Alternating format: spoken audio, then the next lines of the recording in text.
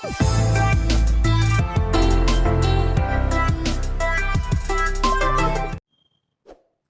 बच्चों, मैं धीरज कुमार साहू, भौतिक ज्ञान प्रवक्ता।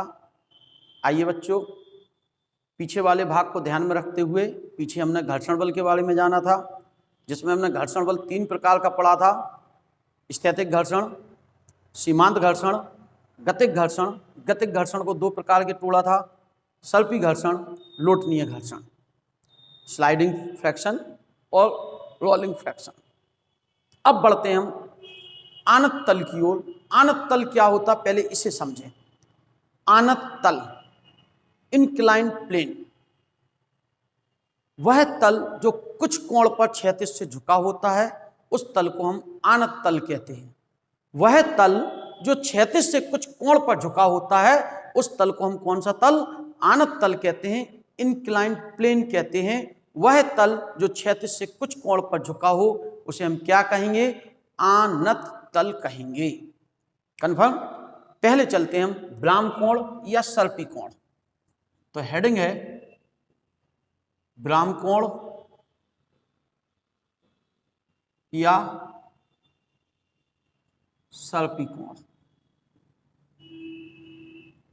क्या होता है ब्राह्म कोण और क्या होता है सर्पी कोण, इसको समझें। एक आनत तल है हमारे पास, उस आनत तल पर एक वस्तु रखी हुई है। इस पर एक वस्तु रखी है, इस तल पर, ठीक है। इसका हम कोण का मान क्या करते जा रहे हैं, बढ़ाते जा रहे हैं। कोण का मान बढ़ाते गए और एक ऐसी अवस्था प्राप्त हुई कि वस्तु क्या करने वाली है, खिसकने ही वाली है। तो इस समय इस कोण को हम ब्राह्म कोण कहते हैं।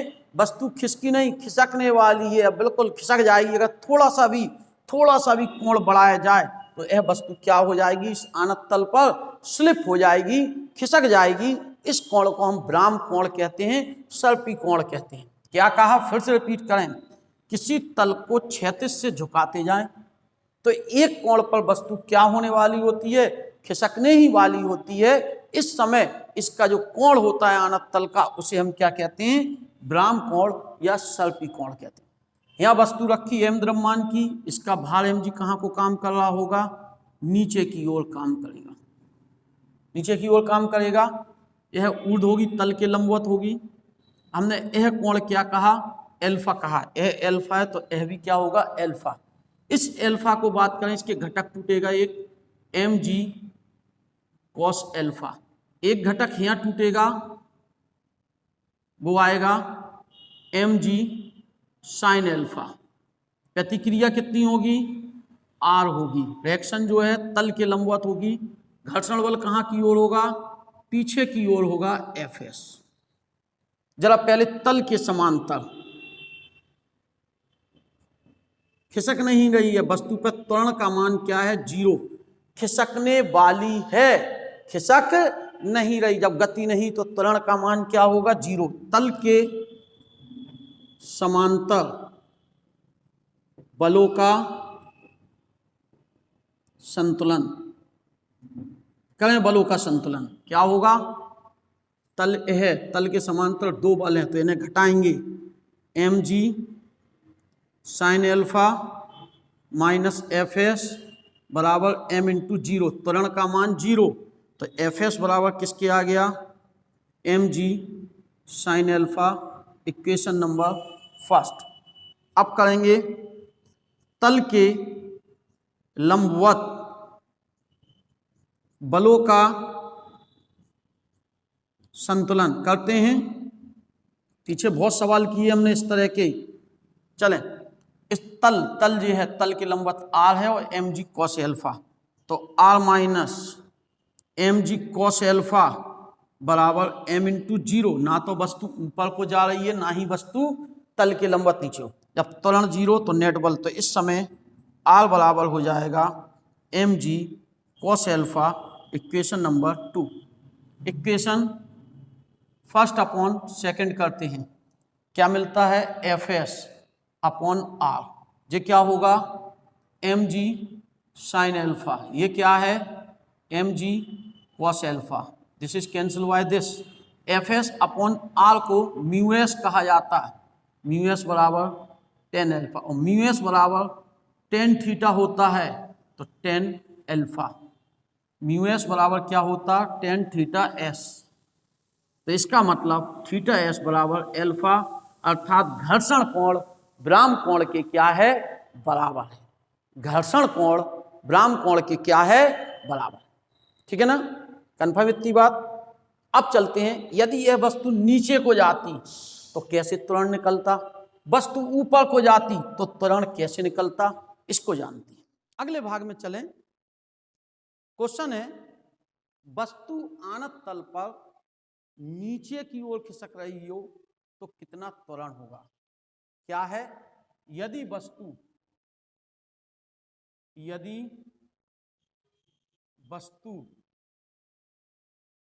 आनत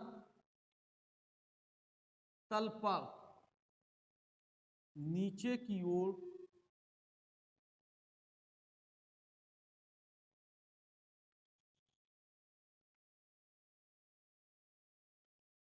खिसक रही है तो हमें क्या निकालना है? त्वरण निकालना है। तो इसको हम समझते हैं। क्या कहा हमने? सिंपल सी बात कही, यदि वस्तु आनत तल पर कहां की ओर खिसक रही है? नीचे। चलिए आनत तल बनाए सबसे पहले। आनत तल माने जो कुछ कोण पर क्या हो? झुका हो। इस पर क्या रखें हम? वस्तु रखें। वस्तु का भार mg कहां को काम करेगा? नीचे की ओर काम करेगा। भार mg के कितने घटक टूटेंगे? 2 घटक। यह भी कोण क्या होगा? थीटा ही होगा। अगर यह थीटा है तो यह भी थीटा होगा। एक तो यह टूटेगा mg cos थीटा, एक इधर को टूटेगा mg sin थीटा। घर्षण बल कहाँ को काम कर रहा है? ऊपर की ओर, Fs कहेंगे। प्रतिक्रिया तल के लंबवत R काम करेगी और वस्तु कितने त्वरण से? A त्वरण से नीचे की ओर जा रही है। तो पहले तल के लंबवत बलों का संतुलन करते हैं। बलों का संतुलन क्या होगा? तल के लंबवत एक R है, एक mg cos थीटा विपरीत दिशा में है, एक ऊपर को है, एक नीचे को, तो घटेंगे ये दोनों। सो हमने इन्हें घटा दिए। बराबर किसके हो गया? m into 0। क्यों? ना तो इधर को गति है पिंड की, ना ही इधर को गति है। तो R बराबर किसके आ गया? mg cos थीटा, समीकरण नंबर 1। अब किसके? तल के समांतर बलों का संतुलन करते हैं। बलों का संतुलन, तल के समांतर एक बल यह है, एक बल यह, विपरीत है, घटेंगे। किसमें से कौन? क्योंकि गति इधर को है तो यह बल बड़ा होगा, यह बल छोटा होगा। तो किसमें से किसे घटाएंगे? mg sin theta minus Fs बराबर m इंटू ए होगा। कन्फर्म? चूंकि हम जानते हैं Fs बराबर म्यू एस इंटू आर और R बराबर कितना लिख सकते? mg cos theta. तो रख दें इसको, R बराबर mg cos थीटा, इस मान को रख दें तो क्या आएगा?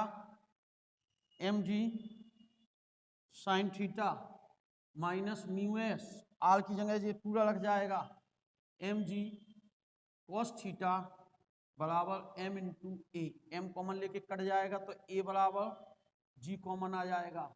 Sign theta minus mu S cos theta, त्वरण निकल आया। बात समझे? कन्फर्म? चाहे तो हम उस लाइन को यहीं कर दें तो हम दूसरी स्टेप इसी बोर्ड पर समझ लेंगे। रखो मान, क्या होगा? mg sine theta mu S, इसकी जगह कितना रखेंगे? Mu S into R, R की जगह mg cos थीटा बराबर m इंटू ए। तो त्वरण a बराबर m कट गया, g कॉमन आ गया। Sine theta minus mu S cos theta, त्वरण निकल आएगा इस सूत्र से जो हमें चाहिए है। कन्फर्म इतनी बात? चले आगे को बढ़ें। अगर यही वस्तु कहाँ को जा रही हो, ऊपर की ओर गतिमान हो। वस्तु कहाँ को जा रही हो, ऊपर की ओर। हेडिंग हो जाएगी, यदि वस्तु ऊपर की ओर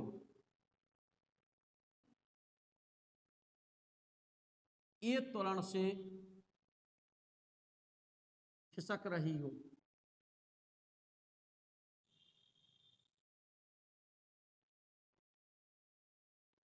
आनत तल है, ऊपर को खिसकने के लिए हमें बाहर से क्या लगाना पड़ेगा, बल।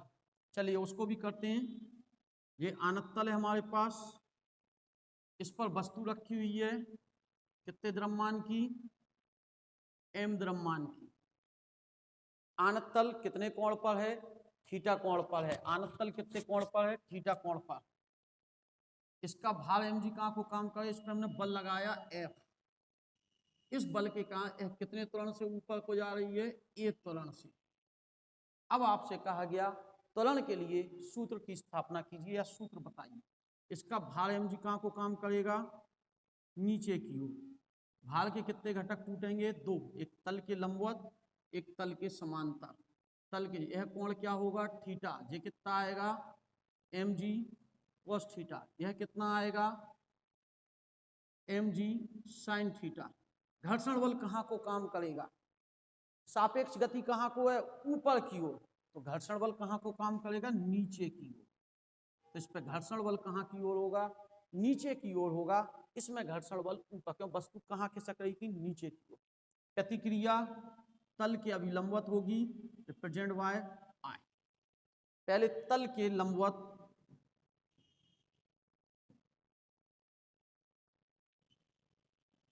बलों का संतुलन करते हैं। तल के लंबवत बलों का संतुलन करें, क्या होगा, R minus mg cos theta बराबर m इंटू जीरो। क्यों जीरो, क्योंकि ना तो वस्तु तल के लंबवत ऊपर जा रही है और ना ही नीचे। तो तल के लंबवत त्वरण का मान क्या है, शून्य है।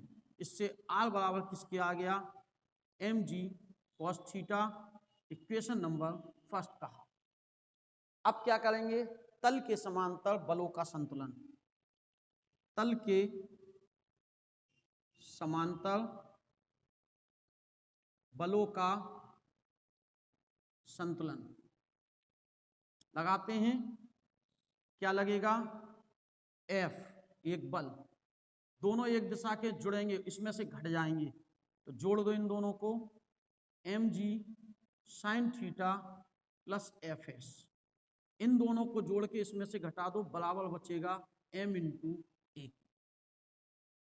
जरा देखें, F minus mg sin theta minus Fs बराबर m। चूंकि Fs बराबर क्या होता, म्यू एस इंटू आर, और mu S R value R mg cos theta. रख दें इन मानों को यहाँ पे, क्या मिलता है देखें, F minus mg sin theta minus mu S mg cos theta बराबर m इंटू ए। हमें ए निकालना था, m का भाग कर दूं, a बराबर f अपॉन m। इसमें से m कॉमन आके कट जाएगा, माइनस mg कॉमन ले लिया इसमें, sin theta plus mu S cos theta upon m। m से m कट गया,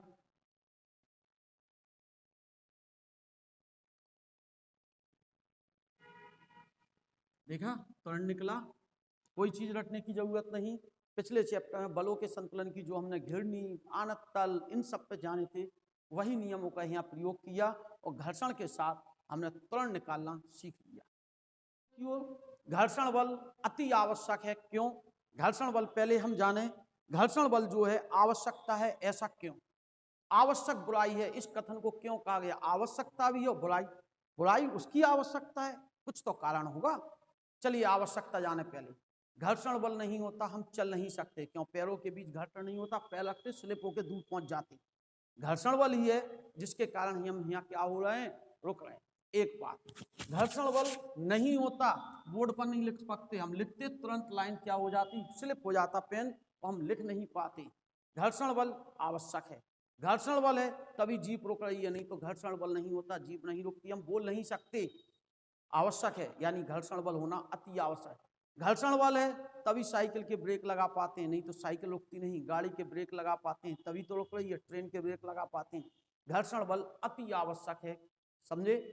घर्षण बल नहीं होता हम चल नहीं पाते, लिख नहीं पाते, पढ़ नहीं पाते, मीन्स फ्रैक्शन नहीं होता, बोल नहीं पाते, ब्रेक नहीं लगते, वस्तु नहीं रुकती, बहुत सारी क्रियाएं हमारी खराब हो जाती, मीन्स कर नहीं पाते, यानी घर्षण बल आवश्यक है। अब बुराई क्यों है इसको समझें। घर्षण बल से ऊर्जा की हानि होती है, जहां घर्षण बल है वहां ऊर्जा की हानि होगी। घर्षण बल से मशीन के पुर्जे घिस जाते हैं और घिसने पर वह सही काम नहीं करते, मीन्स मशीन सही काम नहीं करती। घर्षण बल जब है तो ऊर्जा की क्या हो रही है, हमारी हानि हो रही है, और साथ साथ हमें क्या है, पुर्जे घिस रहे हैं, मशीन का आकार बदल रहा है। इन सब बातों के कारण घर्षण बल बुराई है। अब बात करें हम घर्षण बल की, तो घर्षण बल को कम करने की विधियां होनी चाहिए। पहले तो कम कैसे करेंगे, अगर हम घर्षण बल को कम करना चाहते हैं तो संपर्क तल की सतह को चिकना कर दें। घर्षण बल चिकनेपन एवं खुरदुरेपन पर निर्भर करता था, अगर हम सतह को चिकनी कर दें घर्षण बल कम हो जाएगा। इसके लिए क्या करें, स्नेहक तेल, मोबी ऑयल इत्यादि हम साइकिल की चेन में, ब्रेक इत्यादि में, गाड़ी में, सब में, पुर्जों में, मशीन में डालते हैं स्नेहक तेल। सिलाई मशीन में तेल डालते हैं, उससे पुर्जों के बीच एक चिकनाहट आ जाती है, घर्षण बल का मान कम हो जाता है। दूसरा, ग्रीस इत्यादि लगाए, स्नेहक तेल, ग्रीस आदि लगाकर पॉलिश करके अगर हम इन सतहों पे पॉलिश कर दें तो घर्षण का मान क्या हो जाएगा, कम हो जाएगा, तो घर्षण को घटाया जा सकता है। और घर्षण घटाना चाहे और क्या करें हम, बॉल बेरिंग, बेरिंग इत्यादि का प्रयोग कर लें, घर्षण बल का मान कम हो जाएगा। इस प्रकार से घर्षण को घटाएगा। लेकिन जिन क्रियाओं में घर्षण बढ़ाना होगा, कहीं कहीं बढ़ाना है, जैसे मान लो हमें बर्फ पर चलना है, हम बर्फ पर पैर रखेंगे स्लिप हो जाएंगे, तो बचने के लिए उस पर स्लिप ना हो क्या किया जाता है, रेत को बर्फ पर डाल दिया जाता है, फिर उस पर चलते हैं। रेत खुरदरा कर देता है तल को, घर्षण बल बढ़ जाता है और हम बर्फ पर आसानी से चल लेते हैं। साइकिल के टायर देखें, गाड़ी के टायर एक खांचे से बने होते हैं, अगर वो चिकने हो जाएं तो घर्षण बल का मान कम हो जाए, हम स्लिप हो जाएंगे, चोट आ जाएगी। इसलिए उसके जो टायर हैं उनमें अनियमित प्रक्षेप बना दिए जाते हैं, जिससे घर्षण बल का मान बढ़ जाता है, वो आसानी से बिना फिसले हम बच जाते हैं। घर्षण बल बढ़ाना, घटाना, घर्षण बल आवश्यक, बुराई है, यह सब बातें आपने समझी। इस चैप्टर को यहीं विराम देते हैं, तब तक के लिए नमस्ते, थैंक यू।